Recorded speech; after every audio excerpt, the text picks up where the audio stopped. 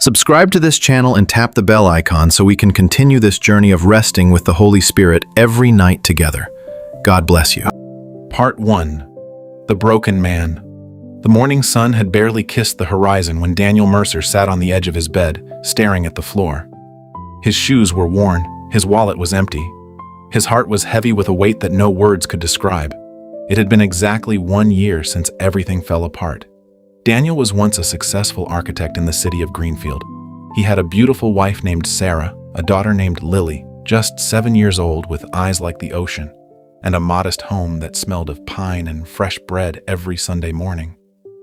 But then came the storm. It started with the company closing down, then the medical bills from Sarah's accident, then the mortgage. Then Sarah, unable to bear the financial stress and emotional distance that had grown between them, quietly packed her bags one Tuesday evening and left, taking Lily with her. Daniel didn't chase her. He didn't have the strength. He lost the house 3 months later. Now he lived in a small rented room above a laundromat. The sound of spinning machines below was the only lullaby he knew. Every morning he woke up with one question burning in his chest. God, are you even there? He wasn't a deeply religious man. He had grown up attending church with his grandmother, Nana Ruth, who used to squeeze his hand during hymns and whisper, "Danny, God never forgets his children, not ever." But Nana Ruth was gone now too, passed away 2 winters ago, and Daniel felt utterly, completely alone. That particular morning, a Tuesday in late October, he pulled on his jacket and walked to the small park near his building. The leaves were gold and red, falling slowly like forgotten prayers.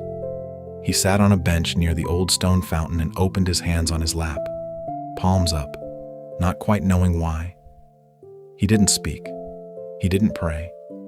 He just sat, and the wind moved through the trees like a whisper. Part 2. The Stranger on the Path.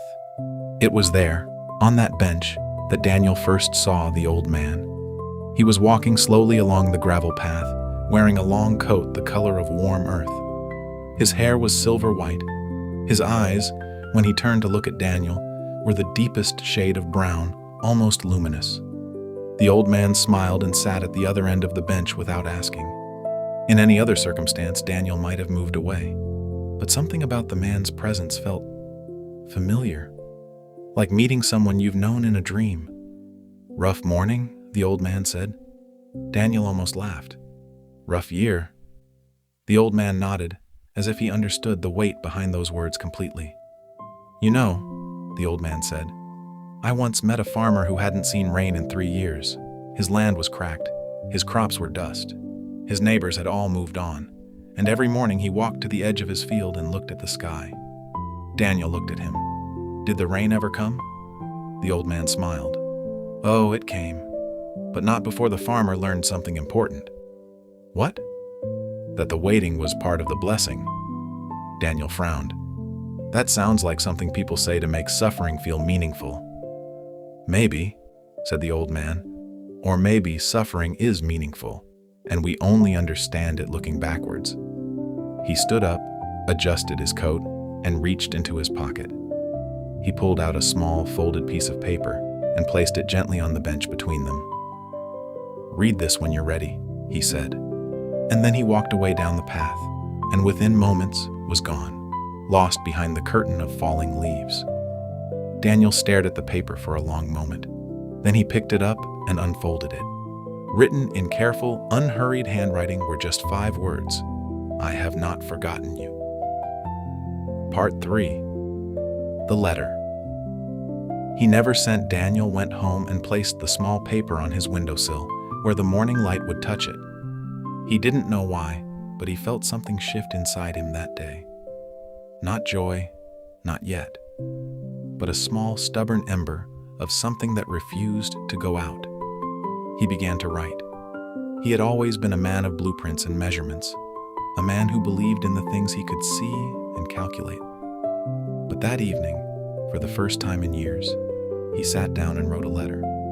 Not to Sarah, not to Lily, though God knows he missed her every minute of every day. He wrote to God. "I don't know if you're reading this, I don't know if you're real in the way Nana Ruth believed you were. But something happened today that I can't explain. A man gave me a note that I needed to read.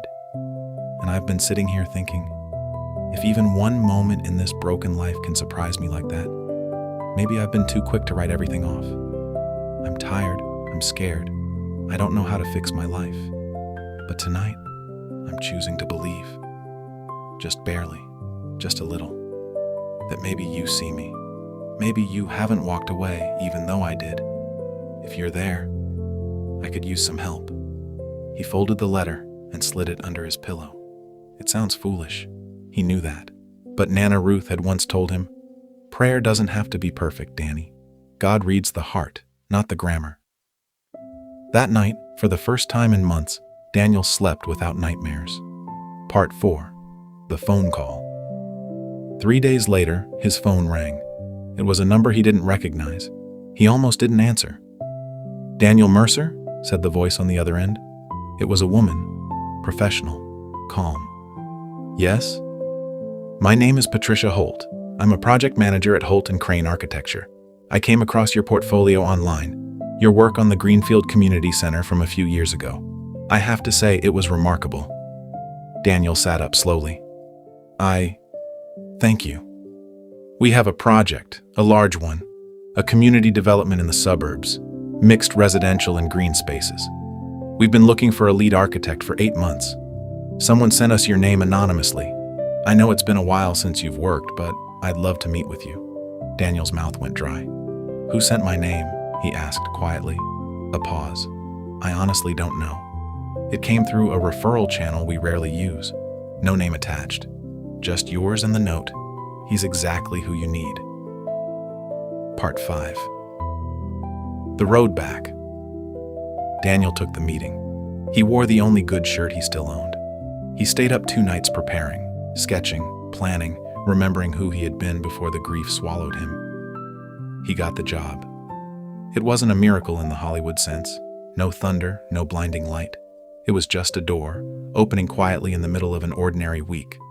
But to Daniel, it was everything. Over the following months, he rebuilt, not just his career, but himself. He called Sarah. It was hard. There were tears, old wounds, careful words, but slowly, cautiously, they began to talk again.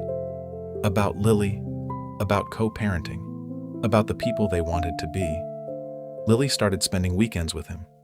The first time she ran into his arms in the parking lot of Sarah's apartment building, Daniel pressed his face into her hair and cried in a way he hadn't cried since he was a boy. "Daddy," she whispered, "I prayed for you every night." He pulled back and looked at her face. 7 years old, eyes like the ocean. "You did?" "Mommy said God listens to kids especially," she said seriously. "So I asked him to bless you." Epilogue. The note on the wall. Daniel still has that small, folded piece of paper. It's framed now, on the wall of his new office, the one with the large windows that look out over the community park where the first project was built. Children play there on Saturdays. Old people sit on benches. Trees were planted where concrete used to be. He built it. His hands, his vision, his second chance. Some people who visit ask about the framed note. It's just 5 words in quiet handwriting. "I have not forgotten you." He tells them it was given to him by a stranger on a park bench during the worst year of his life. He never saw the man again. He never found out who he was. But Daniel has his theories.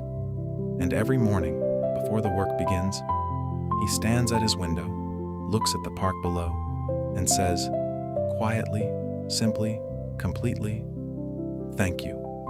The end.